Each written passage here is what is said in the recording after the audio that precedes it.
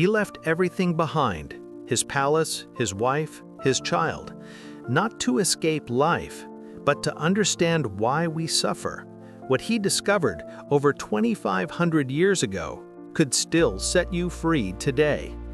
Siddhartha Gautama, the man we now call the Buddha, was born into luxury. He had comfort, status, everything we're taught to desire. But one day, he saw what no one had shown him: sickness, aging, death. And in that moment, he understood something most of us still ignore. Everything we cling to will eventually slip away. So he walked away from it all, not to give up on life, but to face a truth no one dared to look at. And what he found was simple, but life-changing. You suffer because you cling, not just to things, but to desires, to illusions, to the image of yourself you're desperately trying to protect. Today we live in a world of endless attachment, notifications, comparisons, the need to be seen. We want prominence, control, validation. We fear change. We resist loss. And every expectation becomes a trap. But there is another path, a simple one, honest, demanding, but deeply liberating. The Buddha called it the Noble Eightfold Path. And it starts with one thing: seeing clearly. In this video, we're going to explore what suffering really is according to the Buddha, why attachment is its hidden root, and how you can be free without leaving the world behind. If you're seeking more clarity, calm, and inner strength, subscribe now, because this isn't just philosophy. It might be the beginning of a profound inner shift. Who was the Buddha? Around 2,500 years ago, in what is now modern-day Nepal, a child was born into royalty. His name was Siddhartha Gautama, and from the very beginning, his path seemed clear: wealth, comfort, power, a life wrapped in luxury, carefully protected from anything unpleasant. But that carefully built world was about to collapse. As a young man, Siddhartha ventured beyond the palace walls, and there, for the first time, he saw what had been hidden from him his entire life. An old man, a sick man, a dead body, and finally a wandering monk, calm, serene, detached from the world. Each encounter struck him like lightning. Old age revealed that youth is fleeting. Illness showed how fragile health truly is. Death exposed the inescapable end of all life. And the monk awakened something new, a glimpse of another path, a path beyond suffering. For Siddhartha, these weren't just observations.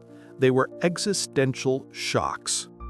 He realized in a single sweep of insight that no one, not even a prince, can escape pain, decay, and loss, and that no amount of luxury could shield the heart from the truth. So he made a choice that would change the course of human history. He gave it all up: his title, his palace, his wife, his newborn son, not out of despair, but out of an unshakable drive to understand, to face suffering head-on, not to escape it, but to transform it. He spent years in the forest, studying with teachers, testing extreme practices, pushing his body to its limits. Still, nothing brought true clarity, until one night, beneath the Bodhi tree, everything changed. In deep meditation, he came to see the nature of the mind, the roots of suffering, and the path to inner freedom. He didn't become a god. He didn't receive a divine revelation. He woke up. And from that moment on, he was known not as a prince, but as the Buddha, the awakened one. The Buddha's diagnosis: why life hurts. After his awakening, the Buddha didn't come back with promises of eternal bliss or magical peace. His first teaching wasn't comforting, it was confronting. He said, "Life, as we normally live it, is marked by suffering." In ancient Pali, the word is dukkha. But what does that really mean? Is it just pain, sadness, or grief? Not quite. Dukkha points to something deeper. It's a kind of fundamental dissatisfaction, a background feeling that something's off, that even when things go well, something's still missing, that true, lasting happiness is always just out of reach. 1. The obvious kind of suffering. We all know pain. Loss, illness, anxiety, heartbreak, death, the sharp edges of life. The Buddha saw these not as personal misfortunes but as universal truths. Aging, sickness, and death come for everyone. No wealth or power can shield us from them. These are the visible forms of suffering. And they're real, but they're only the surface. 2. The hidden suffering in pleasure. The Buddha went further. He said even the good moments carry the seed of suffering. Why? Because everything we enjoy is temporary. The joy of success? It fades. The thrill of a new relationship? It changes. The comfort of stability? It's never guaranteed. Even when you get exactly what you want, deep down there's a fear. What if I lose it? And that fear, that tension, is its own kind of pain. Even when you have what you want, you're afraid to lose it. And that, too, is suffering. This quiet anxiety, this permanent craving for more or for things to stay the same, that's dukkha. 3. Life is unstable, and we're not in control. The Buddha reminded us, life is uncertain. Everything shifts. Our bodies change. Our emotions fluctuate. People come and go. Nothing stays still. And the more we try to control it all, to hold on, to resist change, the more we suffer. Life is uncertain, unstable, and beyond our control. That's what dukkha means. The Buddha. The pain isn't just in what happens to us, it's in how we cling to what can't last. But this teaching isn't hopeless, it's not nihilism, it's clarity. To see dukkha is not to give up, it's to wake up. It's the first step towards freedom. Because once we stop chasing illusions, we can begin to live more fully, more freely. Lasting peace doesn't come from trying to make life perfect. It comes from seeing things as they are and letting go of the fight. Have you ever felt that quiet frustration? Even when life looks good on paper, like something is still missing? Or that fear of losing the very things that make you happy? Drop a comment and share your thoughts. You're not alone in that feeling. And if this message speaks to something inside you, consider subscribing. Together, we'll explore how to break free from the grip of dukkha and move towards real inner peace. The root cause, attachment, tanha. If life is suffering, why is that? What's at the core of this constant feeling of dissatisfaction? For the Buddha, it all comes down to attachment, known in Pali as tanha, which literally means thirst. If attachment works in the mind, it's that strong bond we form with what we love, our possessions, relationships, ideas, habits, dreams. But paradoxically, it's also tied to what we fear. Fear of loss, fear of pain, fear of not existing. This endless craving to hold on, to possess, to control what matters to us is at the heart of being human. It shows up in many ways: the desire for pleasure or approval, the envy for more, the need to control our surroundings and emotions, and the clinging to our identity, our ego, as if our worth depends on these stories we tell ourselves. The ego, an illusion feeding attachment. The Buddha invites us to look honestly at what we call me. The ego is a mental construct, a story we tell ourselves to feel whole, important, and stable. But this sense of self is a shifting illusion made up of thoughts, feelings, memories. When we cling tightly to this image, I am this, I am that, we become trapped by our own desires and fears. The more you identify with what you own, feel, or believe, the more you suffer. This identification fuels a vicious cycle. The tighter we hold on, the deeper the pain when things change, slip away, or disappear. The unquenchable thirst, tanha. It's a fire that never goes out. Tanha literally means thirst. It's a powerful metaphor, like someone who drinks endlessly but never feels satisfied. This thirst comes in many forms. The craving for sensual pleasures, the craving to exist and become something, the craving to escape existence, the wish to not be. It's behind all our compulsive behaviors, frantic shopping, chasing likes on social media, hoarding possessions, toxic relationships, addictions, and even the endless pursuit of perfection. A key teaching on attachment, the Buddha sums it up in the Dhammapada, a collection of his sayings. From attachment comes pain. From attachment comes fear. Whoever is free from attachment knows neither pain nor fear. That freedom means a clear-eyed detachment, a way of living with things without clinging, without letting our inner peace depend on their presence or absence. Real-life examples. Think about your smartphone. How often do you feel anxiety, impatience, or frustration when it's not with you, or when your posts don't get enough likes? It's not the device or the notifications causing your suffering. It's your attachment to being seen, recognized, connected. Or in relationships, we get so attached to someone else, so afraid to lose them, that we create stress, jealousy, and pain, instead of simply enjoying the moment. Take a moment. What is the thing, person, or idea you hold on to the most? Does this thirst make you free, or does it trap you? Feel free to share in the comments. Recognizing it is the first step to changing it. And if you want to dive deeper into this journey of freedom, subscribe and hit the bell to catch the next videos exploring the wisdom of great thinkers. The core teaching, the Four Noble Truths.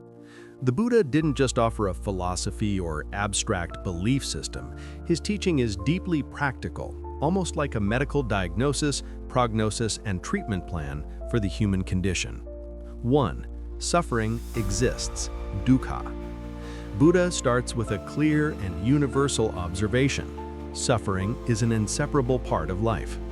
He uses the term dukkha, which goes beyond just pain. It's a deep sense of dissatisfaction, an underlying feeling that something isn't quite right. This includes physical pain, but also emotional suffering, sadness, anxiety, frustration, stress, and fear of change or loss. Even moments of pleasure carry a subtle dissatisfaction because nothing lasts forever. Birth is suffering, aging is suffering, illness is suffering, death is suffering. 2. Suffering has a cause, tanha, attachment. As we've seen, the root cause of suffering is this endless craving, this thirst, this attachment that drives us to cling to what's impermanent. This thirst is like a fire that never goes out because we hold on to illusions. The idea that a thing, a relationship, or an achievement can bring us lasting happiness. 3. Suffering can end, nirvana. There's hope in Buddha's message. Suffering is not inevitable. It can be overcome. This liberation is called nirvana, which literally means the extinguishing of the fire of attachment. It's not a paradise, but an inner state of peace, clarity, and freedom.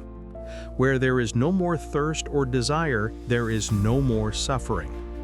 And 4, there is a path to get there, the Noble Eightfold Path. Finally, Buddha offers a concrete method to reach this state of freedom, the Noble Eightfold Path. It's a set of practices and attitudes to cultivate in all areas of life in harmony. The 8 steps fall into 3 groups: wisdom, right view, right intention; ethics, right speech, right action, right livelihood; mental discipline, right effort, right mindfulness, right concentration. This path is both challenging and accessible, adaptable to each person's pace and circumstances. A method, not a belief. Instead of asking for blind faith, Buddha encourages personal experience. Do not believe what I say just because I say it. Test it yourself. This is why Buddha can be seen as a doctor of the mind, offering a clear diagnosis, suffering, a prognosis, possibility of healing, and a treatment, the path to follow. A modern perspective. In our hyper-connected world, flooded with information and constant stimulation, the quest for instant satisfaction is everywhere. Social media, endless notifications, consumerism create the illusion that happiness is just a click away. But this frantic chase only feeds our inner thirst instead of quenching it, leading to anxiety and dissatisfaction. When did you last feel that deep dissatisfaction, that dukkha? What in your life fuels this thirst? Share your thoughts in the comments. The path of inner freedom, the Noble Eightfold Path. If suffering is born from attachment, then freedom begins with inner discipline. This is what the Buddha called the Noble Eightfold Path, not a rigid dogma, but a living path of balance, to be walked step by step in real life. Buddha doesn't give commandments. He offers a way of living, one rooted in clarity, awareness, and alignment between your thoughts, your words, and your actions. Let's break it down into its 8 core principles. 1. Right view. See things as they are. It all starts with seeing clearly. Seeing that everything is impermanent, that nothing really belongs to us, that suffering arises when we resist this truth. Right view is not about belief, it's about insight. The world is unstable, ever-changing, and ultimately unsatisfying. Today, this clarity is often buried under noise, mental clutter, endless scrolling, constant distraction. Right view means learning to face reality without running away. Right intention. Think with compassion. Right intention means shaping your mindset around kindness, non-attachment, and compassion. It's choosing thoughts that create peace, not more suffering. In a world where overthinking and negativity are the norm, this step reminds you, you don't have to believe every thought that pops into your head. Right intention is the mental fuel for a life of inner peace. Right speech. Speak truthfully, speak kindly. Right speech means saying what is true, helpful, and kind. No lies, no gossip, no harm. Before you speak, ask yourself, is it true? Is it useful? Is it kind? In the age of online arguments and constant commentary, speaking mindfully is almost revolutionary. Sometimes silence is wiser than noise. Right action. Do no harm. Right action is about behaving in a way that causes no harm to yourself or to others. It's integrity in motion. It means not killing, not stealing, not abusing others sexually or emotionally, and more broadly, acting in a way that aligns with your values. In Buddhism, karma isn't about punishment, it's about cause and effect. What you plant grows, in you and around you. Right livelihood, earning your living without hurting others, without deceit, manipulation, or destruction. Your job, your business, they become part of your spiritual path when they reflect your values. True success is when you don't betray yourself just to succeed. Even in a competitive world, this principle reminds us, better an honest life than a rich but hollow one. Right effort, the art of growing what's good. Effort matters, but not just any effort. Right effort is not about burning out or obsessing over perfection. It's about avoiding harmful thoughts, cultivating healthy ones, and nurturing what brings clarity and calm. Right effort is like watering the good seeds in your mind. We waste so much energy worrying, scrolling, comparing. What if you redirected that same energy toward your inner peace? Right mindfulness. Be fully present. Right mindfulness is the art of noticing your breath, your body, your feelings, this very moment, without judgment, without escaping. In other words, just be here, now. In our fractured lives, scattered across screens and to-do lists, presence is already a form of healing. Right concentration. Find stillness within. This is the power of meditation, not to escape the world, but to stabilize your mind, to come home to yourself. Even a few minutes a day can shift your inner world. Inner peace doesn't come from silence around you, but from stillness within you. You don't need to live in a monastery. You just need to begin. A way to live, not just to believe. The Noble Eightfold Path isn't a checklist. It's a way of living, something you embody, day after day, in how you think, how you speak, how you act, how you pay attention. It's not about rejecting life. It's about no longer clinging to it. And that, the Buddha says, is where freedom truly begins. How to practice today through the lens of modern life. Buddha lived over 2,500 years ago, but what he saw in human nature hasn't changed. Our suffering has just evolved. Now it comes with Wi-Fi, filters, brand names, and a screen in our pocket. But the core mechanism remains the same. We cling, we identify, we grasp, and we suffer. Let's look at 5 modern mirrors of attachment and how the Buddha's wisdom still applies. 1. Addicted to likes and external validation. We want to be seen, to matter. We check who viewed our story, who reacted, who noticed us. We compare, we doubt, we chase a reflection that constantly shifts. As long as your self-worth depends on others, you'll never feel at peace. What would Buddha say? You're identifying with an image, but images change. They age, fade, go out of style. Freedom begins the moment you stop trying to be seen and start learning to see yourself clearly and kindly.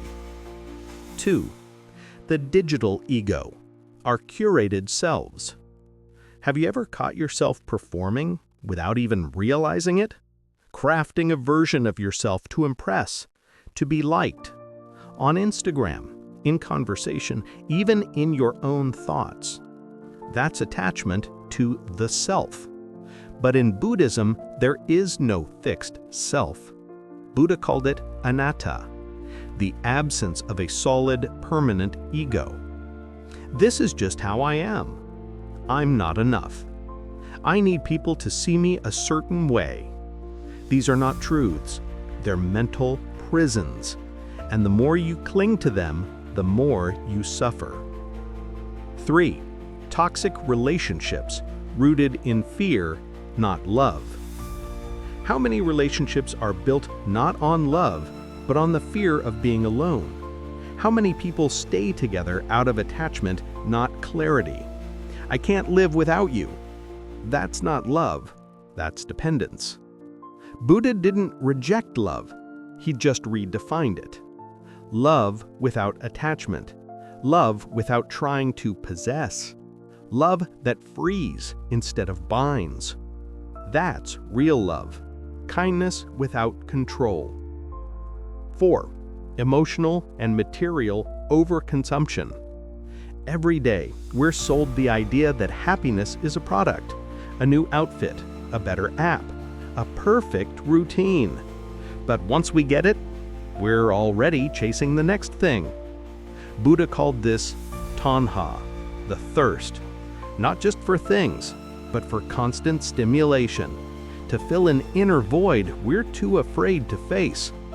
You can't fix a spiritual emptiness with an Amazon package. The solution isn't more, it's less. Less craving, less needing, less clinging. 5. The myth of a fixed identity. We're told, be yourself. But which self?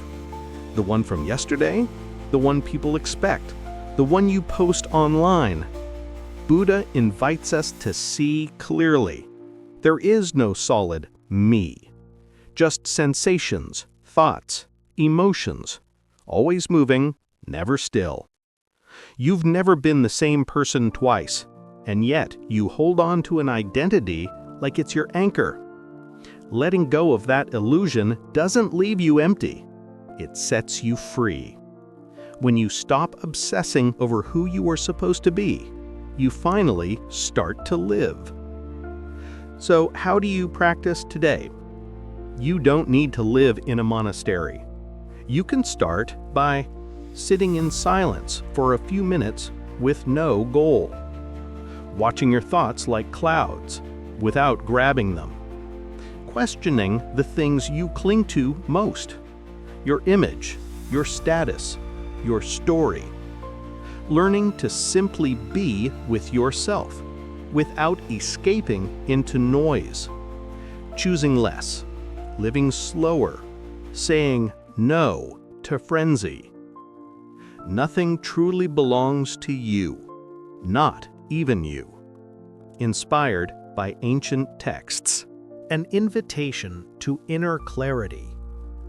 Close your eyes for a moment and ask yourself, honestly, without flinching, what are you most attached to right now? A person, your image, a goal you've built your identity around? What would feel unbearable to lose? What scares you the most? Emptiness, rejection, being forgotten, failing. What mask do you wear to avoid feeling that fear? The "I'm fine" mask? The "I've got it all under control" mask? The "nothing touches me" mask? Don't look to judge yourself. Look to see, really see. The Buddha never asked you to believe him. He simply said, come and see for yourself. What he offered wasn't dogma. It was an invitation to awareness, raw, direct, and deeply personal. To look your attachments in the eye, to watch how you suffer, how you resist, how you build stories to avoid letting go. And then one day, something shifts. You release one illusion, just one. And in that soft letting go, you find peace. Freedom isn't about doing whatever you want. It's about no longer being ruled by what you think you need. What if the real revolution isn't out there, but in here? What if the greatest act of courage today isn't to succeed, but to let go. The Buddha reminds us, lasting peace doesn't come from what we gain, but from what we find the strength to release, bit by bit, one breath at a time, one quiet moment of awareness after another. That's where the path begins. Not tomorrow, not later, right here, right now. Let me ask you something. What's the one thing you're most attached to right now? And what would shift in your life if you loosened your grip just a little? If this message landed with you, like the video, subscribe to the channel, share it with someone who might need a moment of calm, and hit the bell icon so you don't miss the next episode in this journey of wisdom. Thanks for watching till the end. See you soon on Deep Life Lessons for the next step inward.